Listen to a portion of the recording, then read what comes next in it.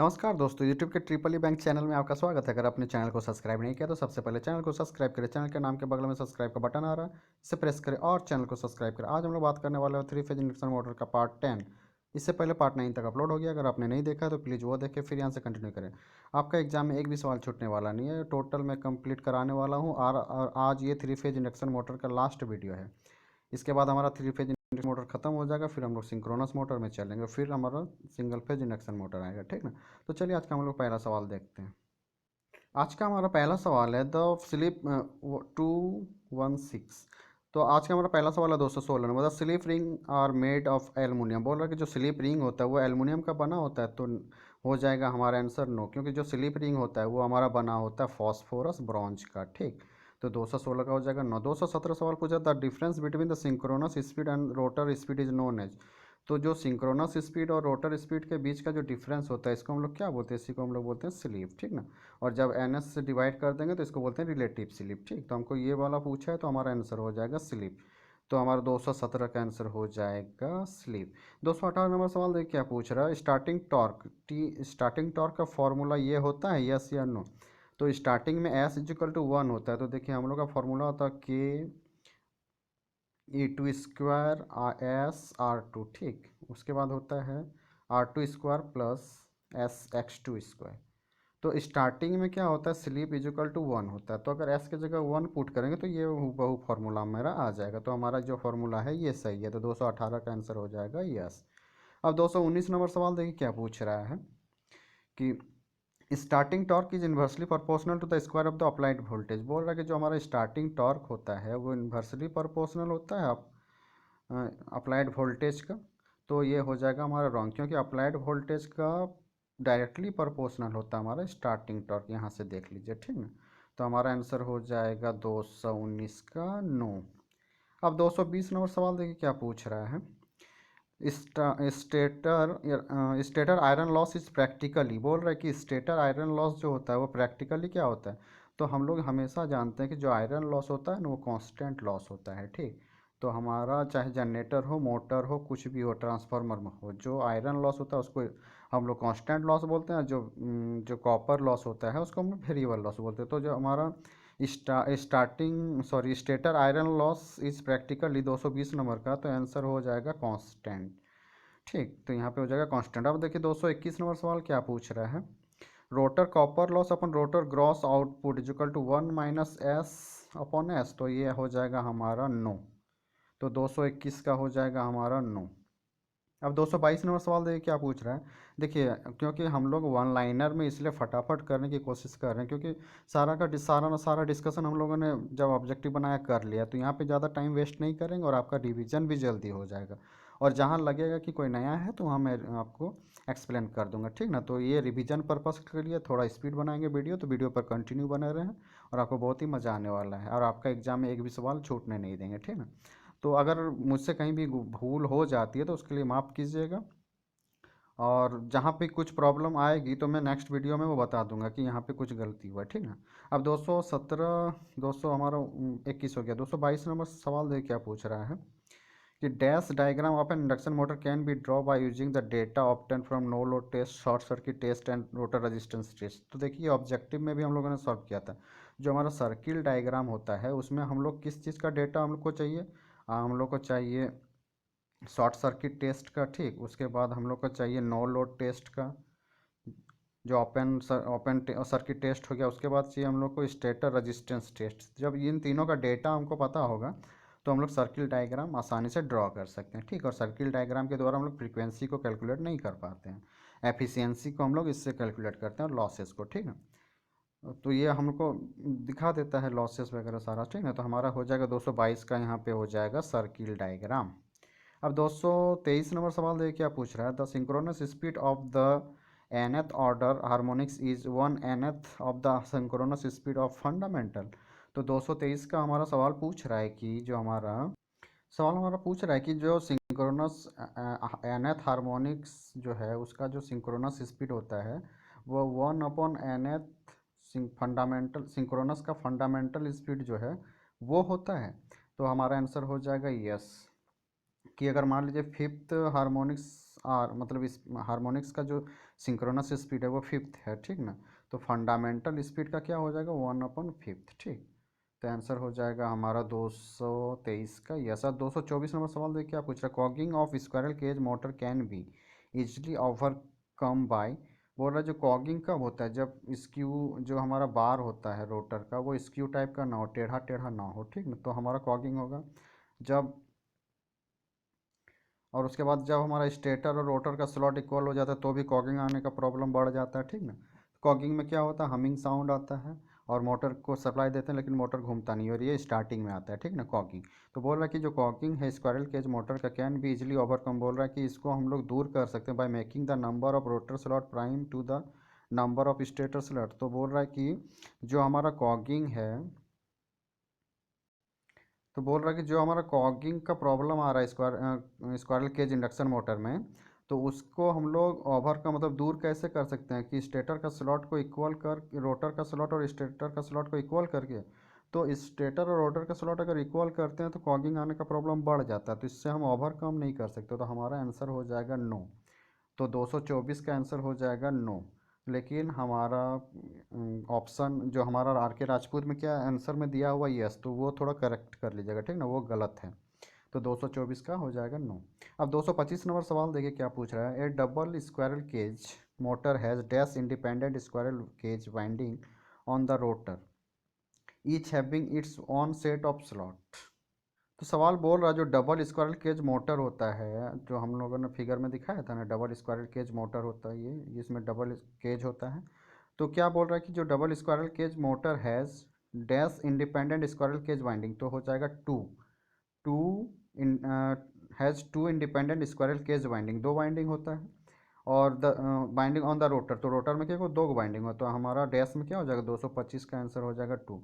और उसके बाद बोल रहा है each having it's on set of slot, तो हाँ इसका अपना अलग स्लॉट होता है, इसका खुद का अपना अपना स्लॉट होता है, ठीक ना। तो डबल स्क्वायर के जो रोटर मोटर जो है या रोटर बोली, उसमें क्या होता है दो दो इंडिपेंडेंट स्क्वायर केज वाइंडिंग होता है, ठीक ना रोटर में। तो हमारा 225 का हो गया टू, तो हो जाएगा यहाँ पे टू। अब 226 नंबर सवाल देखिए क्या पूछ रहा है, single layer concentric winding are use for large induction motor working at high voltage. तो 226 नंबर बोल रहा है कि जो हमारा सिंगल लेयर का कॉन्सेंट्रिक वाइंडिंग का जो हम लोग यूज करते हैं वो लार्ज इंडक्शन मोटर में करते हैं। हाई वोल्टेज वर्किंग मतलब जब हम अगर हमको हाई वोल्टेज में वर्किंग कराना है मोटर को, तो हम लोग सिंगल लेयर वाला कंसंट्रिक वाइंडिंग का यूज करेंगे क्या इंडक्शन मोटर में। तो हमारा आंसर हो जाएगा यस, कि अगर हम लोग को लार्ज वोल्टेज के लिए यूज करना है ना, तो हम लोग सिंगल लेयर कंसंट्रिक वाइंडिंग का यूज करते हैं इंडक्शन मोटर में। तो 226 का हो जाएगा यस। अब 227 नंबर सवाल देखिए क्या पूछ रहा है, frame for dash induction motor are made as a single unit and are usually cast. बोल रहा है जो frame for dash induction motor are made of single unit. बोल रहा है कि जो किस मोटर में हम लोग, किस इंडक्शन मोटर में हम लोग जो फ्रेम बनाएंगे, मतलब फ्रेम कहाँ कौन सा बोल, जिसमें हम लोग रोटर और स्टेटर को रखे हुए हैं, स्टेटर का वाइंडिंग को फ्रेम में ही ना रखेंगे, जो क्लोज होता है और जो हमको सपोर्ट प्रोवाइड करवाता है रोटर और स्टेटर का जो डिजाइनिंग बनाते हैं, तो वो फ्रेम में ही ना सेट करके रखते हैं। तो बोल रहा है कि फ्रेम फोर हमारा हो जाएगा 227 का आंसर, कि स्मॉल इंडक्शन मोटर जो होता है ना उसमें हम लोग सिंगल लेयर वाला सिंगल यूनिट वाला फ्रेम का यूज करते हैं, और वो cast and are usually cast. तो जो सिंगल यूनिट वाला फ्रेम कहाँ यूज करेंगे हम लोग, स्मॉल टाइप का जो इंडक्शन मोटर होगा, ठीक ना। तो 227 का आंसर हो जाएगा, क्योंकि सिंगल लेयर में पतला टाइप का होगा, ठीक ना। अब छोटा मोटर है तो चल जाएगा, लेकिन बड़ा मोटर होगा तो उसको मोटा बनाना पड़ेगा ताकि वो हैवी लोड को सह सके। मतलब जो फ्रेम के अंदर हम लोग स्टेटर रखेंगे, रोटर रखेंगे, तो अब रोटर तो बहुत स्पीड से घूमेगा तो सेंट्रीफ्यूगल फोर्स आएगा, तो सेंट्रीफ्यूगल फोर्स के कारण टूट नहीं जाना चाहिए, तो हम लोग वहाँ पे थोड़ा मोटा चदरा वाला यूज करते हैं फ्रेम का, ठीक ना। उसमें दो चार लेयर होता है, और उसमें हम बोला कि सिंगल लेयर, तो स्मॉल टाइप का जो रोटर मोटर होगा उसी में ना करेंगे सिंगल लेयर वाला, ठीक। तो 227 का आंसर हो जाएगा हमारा स्मॉल। अब 228 नंबर सवाल देखिए क्या पूछ रहा है, the frame of medium and large size machine are fabricated from rolled steel plate. बोल रहा है कि जो हम लोग का लार्ज साइज का इंडक्शन मोटर होगा उसमें जो हम लोग फ्रेम लगाएं, तो चलिए आपको पहले फ्रेम दिखा लेते हैं, ठीक है। तो देखिए इसको हम लोग फ्रेम बोलते हैं इसको। तो स्मॉल मशीन में ये सिंगल यूनिट का होता है, और जो लार्ज मशीन होगा तो वही सवाल आया हुआ है, तो सवाल देख लेते हैं क्या है। तो सवाल हमारा 228 में पूछा था, frame of medium and large size machine are fabricate. बोल रहा है कि जो लार्ज साइज या मीडियम साइज का अगर हमारा मशीन है, इंडक्शन मोटर या कोई भी मशीन है, तो उसमें हम लोग फ्रेम जो यूज करेंगे वो रोल्ड स्टील प्लेट टाइप का यूज करेंगे। रोल्ड मतलब वो चदरा नुमा होगा, उसको जब घुमा घुमा के रोल्ड करते हैं, देखिएगा ट्रॉली में या जब हाईवे में जाइएगा तो देखिएगा रोल्ड किया हुआ स्टील का चदरा को ले जाते हुए कभी कभी देखिएगा, ठीक ना, ट्रॉली में रख के। तो वही रोल्ड कोल्ड है उसमें। तो बोल रहा कि उस रोल्ड स्टील प्लेट का हम लोग यूज करेंगे वो क्या बोलते हैं फ्रेम बनाने में। तो हमारा 228 का हो जाएगा यस। जब साइज लार्ज होगा या मीडियम होगा ना तो हम लोग रोल टाइप का यूज करेंगे, और जब स्मॉल होगा तो सिंगल यूनिट वाला यूज करेंगे, ठीक। अब उसके बाद 229 नंबर सवाल पूछ रहा था, great majority of present day induction motor are manufacture with squirrel cage rotor, a common practice being to employ winding of cast. 229 number सवाल पूछ रहा है हमसे। तो सवाल पूछ रहा है कि जो हम लोग का ग्रेट मेजोरिटी मतलब आज के टाइम पे प्रेजेंट डे में जो इंडक्शन मोटर है वो हम लोग स्क्वायरल केज का यूज कर रहे हैं, स्क्वायरल केज रोटर का यूज करके बना रहे हैं, ठीक। तो उसमें हम लोग कॉमनली जो हम लोग वाइंडिंग बनाते हैं, मतलब जो केज बनाते हैं वो कॉमनली किसके द्वारा कास्ट होता है, किसके द्वारा बना होता है, तो वो कॉमनली एलुमिनियम के द्वारा बना होता है, ठीक। तो 229 का आंसर हो जाएगा एलुमिनियम, एल्यूमिनियम। तो 229 का आंसर क्या हो जाएगा, एल्यूमिनियम। एल्यूमिनियम का यूज करते हैं, ठीक ना। अब 230 नंबर सवाल तो पूछ रहा है, the dash rotor construction is employed for induction motor required speed. बोलता है 230 का सवाल है कि dash the dash rotor construction is employ of induction motor required speed. आगे देख लेते हैं क्या है, रिक्वायर्ड स्पीड कंट्रोल और extremely high value of starting torque. तो बोल रहा है कि कौन सा हमारा, बोल रहा है कि कौन सा रोटर हम लोग यूज करेंगे जिससे हमको रिक्वायर्ड स्पीड को कंट्रोल कर सके, ठीक, और हाई टॉर्क ला सकते हैं। तो हम लोग अगर वायर वाला जिसमें वायर रहता है, स्लिप रिंग रोटर जो है वो वाला रोटर यूज करेंगे जिस मोटर में, तो स्लिप रिंग मोटर होगा। तो उसी को हम लोग बाउंड टाइप रो मोटर भी कहते हैं। तो इसी मोटर का यूज करेंगे तो हम लोग स्पीड को भी कंट्रोल कर सकते हैं और हाई टॉर्क ही देता है, ठीक। तो हमारा 230 का आंसर क्या हो जाएगा, बाउंड रोटर। बाउंड रोटर का यूज करेंगे तो हम लोग को स्पीड कंट्रोल भी हो जाएगा और उसके बाद हम लोग को हाई टॉर्क भी मिल जाएगा। तो 230 का आंसर हो जाएगा बाउंड, ठीक। और 231 नंबर सवाल देखिए क्या पूछ रहा है, the number of slot in the rotor should dash be equal to the number of slot in the stator. बोल रहा है कि जो नंबर ऑफ स्लॉट है, तो बोल जो नंबर ऑफ स्लॉट रोटर में है dash be equal to the number of slot in the rotor. तो जो नंबर ऑफ स्लॉट जो रोटर में है वो कभी इक्वल नहीं होना चाहिए नंबर ऑफ स्लॉट स्टेटर का। हमेशा या तो इसका ज़्यादा होना चाहिए स्लॉट, इसका कम होना चाहिए। ये मान लीजिए 5 है तो ये 4 होना चाहिए, अगर ये मान लीजिए 5 है तो ये 4 होना चाहिए, मतलब अनइक्वल होना चाहिए, तभी क्या होगा, कॉगिंग नहीं आएगा। तो हमारा ऑप्शन यहाँ पे 231 का क्या हो जाएगा, नेभर बी इक्वल। तो अगर इक्वल आएगा तो कॉगिंग होगा। तो देखिए सवाल में हमारा एक पूछा था, वहाँ पे आर के राजपूत में आंसर क्या दिया था, यस, लेकिन वहाँ यस नहीं होगा, ठीक है। तो नो ही होगा, आपको नो भरना है चाहे आर के राजपूत कुछ भी बोल रहा हो, ठीक। तो 232 नंबर सवाल है क्या पूछ रहा है, तो 31 का क्या हो जाएगा हमारा, नेबर भी इक्वल टू, ठीक।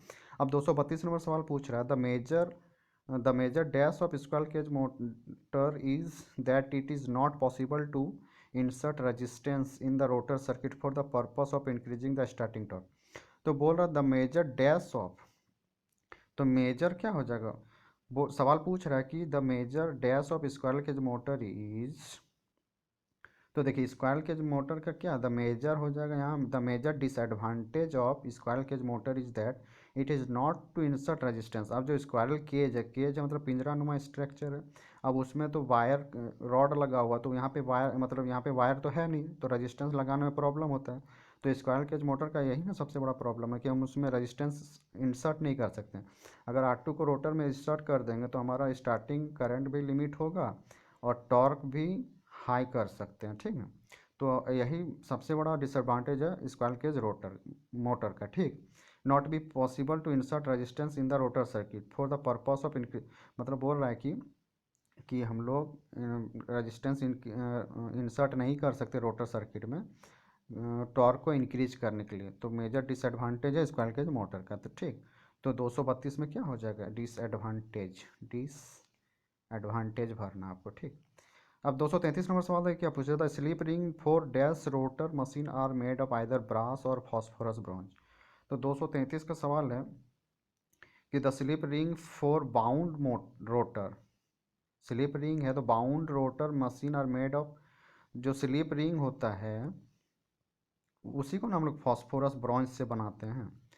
तो किस टाइप का मोटर में ये होता है, तो बाउंड रोटर जो होगा उसी में, या स्लिप रिंग रोटर। ठीक, तो हमारा 233 का आंसर क्या हो जाएगा, 233 का आंसर हो जाएगा, बोल रहा है कि slip ring, the slip ring for dash rotor machine are made of, बोल रहा है कि स्लिप रिंग का किस मोटर में हम लोग जो स्लिप लगाते हैं वो या तो ब्रास और नहीं तो फास्फोरस ब्रॉन्ज का बना होता है, तो वो बाउंड होगा बाउंड रोटर में, और नहीं तो स्लिप रिंग रोटर में। एंड तो ये दोनों में से किसी को भी लिख सकते हैं आप। ठीक, बाउंड लिखिए या स्लिप रिंग लिखिए। ठीक, तो बाउंड अच्छा होगा क्योंकि स्लिप रिंग लिख दिया है, तो बाउंड आंसर हो जाएगा 233 का। ठीक, बाउंड। अब 234 नंबर सवाल देखिए क्या पूछा, in induction motor the air gap is made as dash as possible. बोल रहा है कि जो इंडक्शन मोटर है उसमें एयर गैप जो है हम लोग क्या करते हैं, स्मॉल एज पॉसिबल, मतलब जितना कम हो सके उतना रखे तो अच्छा होगा। ठीक ना, तो हमारा 234 का आंसर हो जाएगा स्मॉल, कि इंडक्शन मोटर का जो एयर गैप है वो स्मॉल, हम made up small as possible, जितना हम लोग से पॉसिबल हो सकता है उतना कम रखेंगे। ठीक है, एयर गैप। अब 235 का सवाल देखिए क्या पूछ रहा है, in induction motor dash end dash bearing are generally use. ठीक, बोल रहा है कि जो इंडक्शन मोटर है उसमें कौन कौन सा बेयरिंग यूज करेंगे generally, with their use accurate centering is much simpler than with journal bearing. बोल रहा है कि स्लीप, हमारा जो इंडक्शन मोटर है उसमें अगर हम लोग बॉल बेयरिंग और रोलर बेयरिंग का अगर यूज करेंगे generally, their use accurate centering is much simpler than the journal bearing जो होता है ना, इससे सिंपल, इससे ज़्यादा सिंपल है बॉल और रोलर बेयरिंग। ठीक, तो हम लोग अगर इसको लगाएंगे तो एक्यूरेट सेंटरिंग भी मिलेगा और सिंपल भी है। ठीक है, मच सिंपलर देन, ठीक, जॉर्नल बेयरिंग से। तो 235 का आंसर क्या हो जाएगा, बॉल और रोलर बेयरिंग का जनरली यूज करते हैं। ठीक, इंडक्शन मोटर में अगर हमको सिंपलर और सेंटरिंग अच्छा चाहिए तो, as compare to general bearing से। ठीक, अब 236 नंबर सवाल देखिए क्या पूछ रहा है, the speed of an induction motor when running under full load condition is somewhat more than the no load speed. जब हम लोग लोड लगाते हैं तो उस टाइम जो स्पीड होगा वो कभी नो लोड स्पीड से ज़्यादा नहीं होगा। नो लोड में स्पीड हमेशा हाई होता है as compare to loaded condition, क्योंकि लोड लगाएं तो स्पीड घटेगा। तो हमारा बोल रहा है कि नो लोड कंडीशन में स्पीड ज़्यादा होता है as compare to running full load condition में, तो ऐसा नहीं, सॉरी, बोल रहा है कि रनिंग, बोल रहा है कि जब मोटर रनिंग कंडीशन में है तो उस टाइम जो स्पीड होता है वो ज़्यादा होता है as compare to no load speed में। ठीक, तो नो लोड की तुलना में रनिंग कंडीशन में स्पीड ज़्यादा होता है, क्या सही है, तो हो जाएगा नो, नो लोड में स्पीड ज़्यादा होता है एज कम्पेयर टू रनिंग में। ठीक, उल्टा हो, तो 236 का आंसर हो जाएगा नो। अब 237 नंबर सवाल देखिए क्या पूछ रहा है, if the rotor of an induction motor is driven such that N greater than N S the slip becomes negative. ठीक, बोल रहा है क्या, जो रोटर है इंडक्शन मोटर का वो एन एस से ज़्यादा स्पीड में, मतलब सिंक्रोनस स्पीड से भी ज़्यादा स्पीड में रन कर रहा है, द स्लिप बिकम नेगेटिव, तो स्लिप हो जाएगा नेगेटिव, स्लिप का वैल्यू क्या हो जाएगा, स्लिप का वैल्यू हो जाएगा नेगेटिव। उसके बाद the rotor torque oppose the external driving torque and the machine act as a, तो जब भी स्लिप हमारा नेगेटिव हो जाएगा, मतलब रोटर का स्पीड अगर सिंक्रोनस स्पीड से ज़्यादा हो जाए तो स्लिप नेगेटिव हो जाएगा, और इस कंडीशन में मोटर क्या होता है, जनरेटर में कन्वर्ट हो जाता है। तो हमारा हो जाएगा कि motor driving torque and the machine act as a induction generator. तो जब हमारा स्पीड सिंक्रोनस स्पीड से ज़्यादा हो जाता है तो स्लिप नेगेटिव हो जाता है, सवाल पूछ रहा है, तो उस टाइम जो है ड्राइविंग टॉर्क को अपोज करेगा और मोटर जो है जनरेटर में कन्वर्ट हो जाएगा। तो 237 का क्या आंसर होगा, जनरेटर। अब 238 का सवाल देखिए क्या पूछ रहा है, the induction motor drives it's name from fact the current in the rotor circuit is induced from the stator.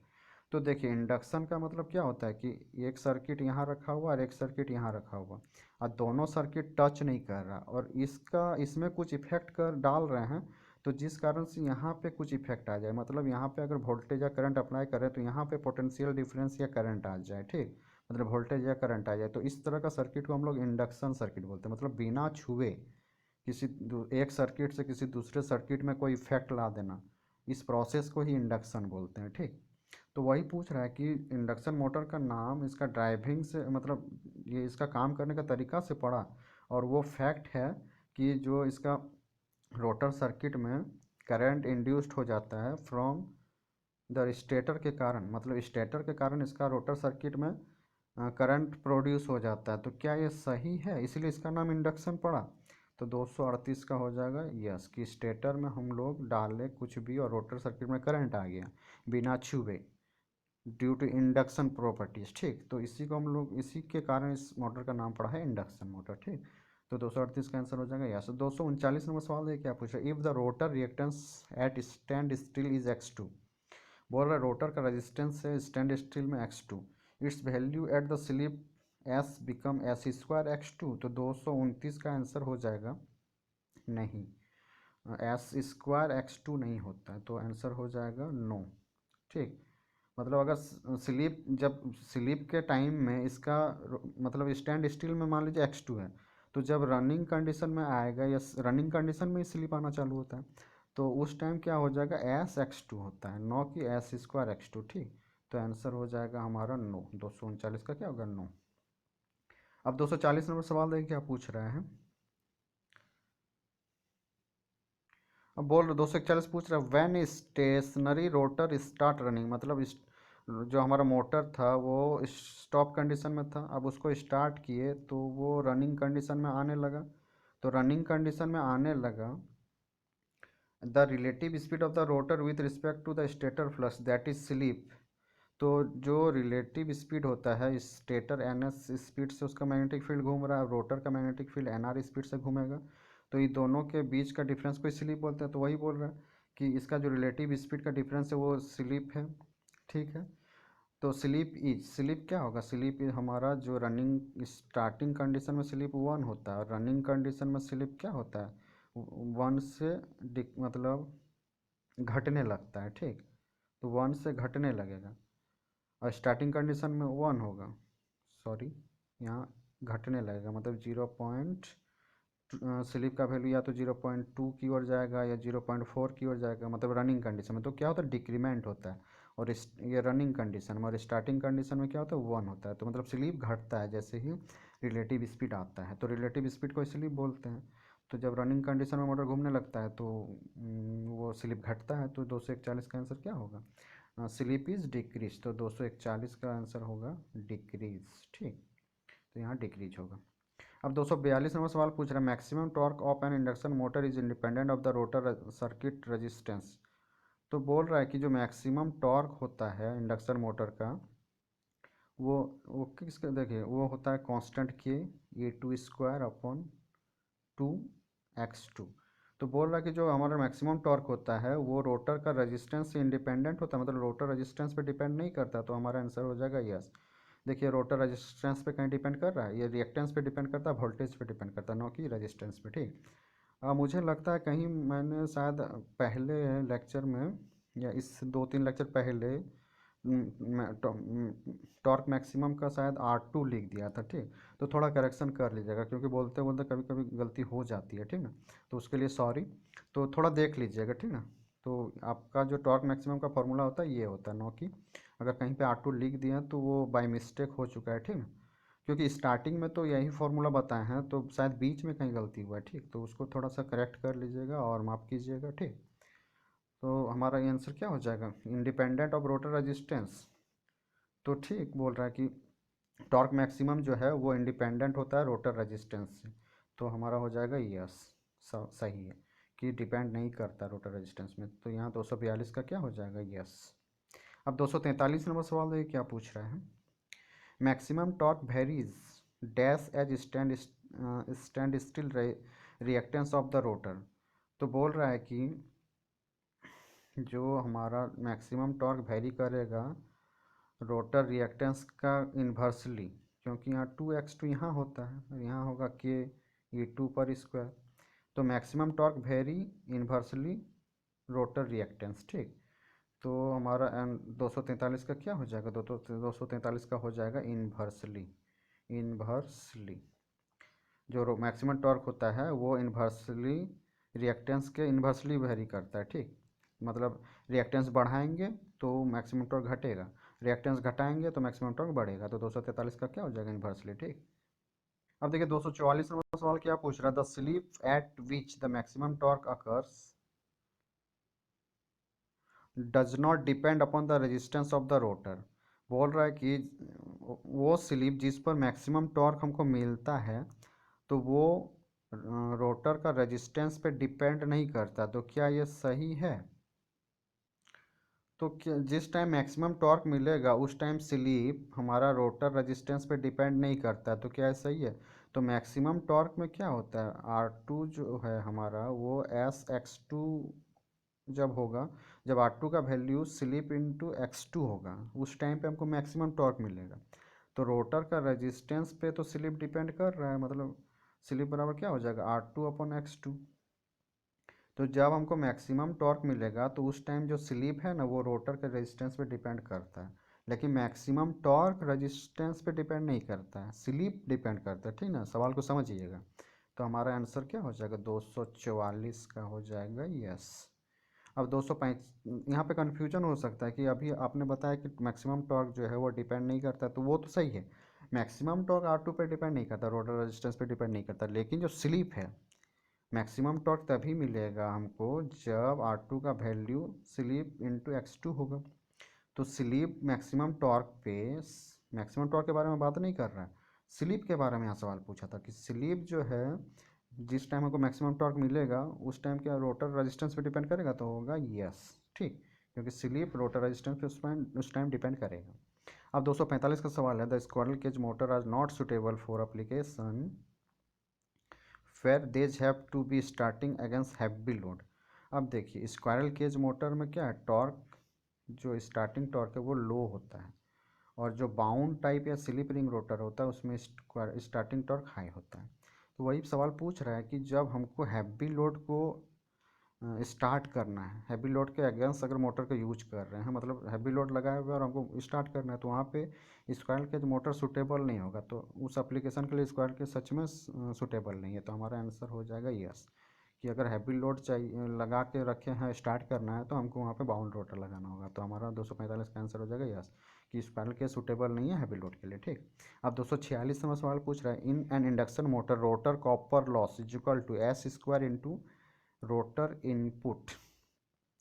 तो जो रोटर का कॉपर लॉस होता है वो S square into rotor input पे के बराबर नहीं होता है। ठीक, रोटर का इनपुट के बराबर नहीं होता। तो हमारा 246 का आंसर हो जाएगा नो।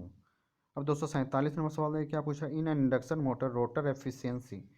बोल रहा है इंडक्शन मोटर में रोटर का एफिशिएंसी जो है वो N/NS होता है। तो आंसर हो जाएगा 247 का यस। जो एफिशिएंसी होता है ना रोटर का वो N/NS होता है। अब देखिए कैसे, एफिशिएंसी का मतलब क्या होता है, आउटपुट अपॉन इनपुट। अब बोला है रोटर का एफिशिएंसी चाहिए हमको, तो रोटर में एफिशिएंसी क्या है, रोटर काम क्या कर रहा है, रोटर का आउटपुट क्या है, घूम रहा है, तो वो NR स्पीड से घूम रहा है। ठीक, और हम उसको इनपुट में क्या दिए हुए, उसको इनपुट में मैग्नेटिक फील्ड जो घूम रहा है इनपुट वही ना है उसके लिए, तो वो सिंक्रोनस स्पीड से घूम रहा है, स्टेटर का मैग्नेटिक फील्ड। ठीक, तो इसी को ना एफिशिएंसी बोलेंगे। समझ में आ गया होगा। तो 247 का आंसर क्या होगा यस। अब 248 नंबर सवाल क्या है, synchronous wattage of induction motor equal to transferred across the air gap to the rotor. बोल रहा है कि, बोल रहा है जो सिंक्रोनस वाटेज है इंडक्शन मोटर का वो इक्वल होता है कितना power transfer across the air gap to the मतलब कितना पावर ट्रांसफ़र किया एयर गैप से रोटर में। ठीक, वही हम हमारा हो जाएगा synchronous wattage of induction motor के इक्वल। ठीक, कि कितना पावर ट्रांसफ़र होके एयर गैप से जाके रोटर में गया। तो हमारा आंसर हो जाएगा 248 का यस, कि जो सिंक्रोनस वाटेज होता है इंडक्शन मोटर का वो इक्वल किसके होता है, power transfer across the air gap to the rotor, मतलब पावर को कितना ट्रांसफ़र किया रोटर में with the help of air gap. ठीक, अब उसके बाद 249 नंबर सवाल देखिए क्या है, तो हमारा आंसर 248 का क्या हो गया, यस। अब 249 नंबर सवाल क्या है, electromechanical counter, mechanical difference counter and stroboscopic method are some of the method which may be used for measuring dash of an induction motor। तो ये सारा जो मेथड है ना, electromagnetic mechanical counter, mechanical differential counter और स्ट्रोबोस्पिक method जो है, ये सारा स्लिप क्या ये सारा चीज़ क्या फाइंड आउट करता है, क्या मेजर करता है, तो ये सारा चीज़ स्लिप मेजर करता है। ठीक, तो 249 का आंसर हो जाएगा स्लिप फाइंड आउट करने का ये सारा मेथड है। ठीक, अब 250 नंबर सवाल देखिए क्या पूछ रहा है, dash diagram of induction motor can be draw by using the data. देखिए ये सवाल फिर रिपीट हो गया, तो 250 का आंसर क्या हो जाएगा, सर्किल डायग्राम। हमको अगर सर्किल CRICL CRCIRCL, ठीक, जो सर्किल डायग्राम है हमारा, इसको अगर ड्रॉ करना होता है तो यही ना सर्किल डायग्राम है। ठीक, इसको अगर ड्रॉ करना होता है ना, तो हमको क्या क्या डेटा चाहिए होता है, हमको डेटा चाहिए no load test, short circuit test और स्टेटर रजिस्टेंस टेस्ट। ठीक, ये तीनों का डेटा प्राप्त होगा तो हम लोग सर्किल डायग्राम ड्रॉ कर सकते हैं। So thank you for watching, और वीडियो के साथ कंटिन्यू बने रहने के लिए धन्यवाद। और अगर आपने चैनल को सब्सक्राइब नहीं किया तो प्लीज़ प्लीज़ प्लीज़ चैनल को सब्सक्राइब कर दे और ज़्यादा से ज़्यादा दोस्तों में शेयर करें ताकि ये वीडियो वहाँ तक पहुँच पाए, जिससे बहुत ही ज़रूरत है। और आने वाला टाइम में नॉन टेक का लाइव क्लास स्टार्ट होने वाला है इस चैनल में, तो इस चैनल पर बने रहें। Thank you for watching.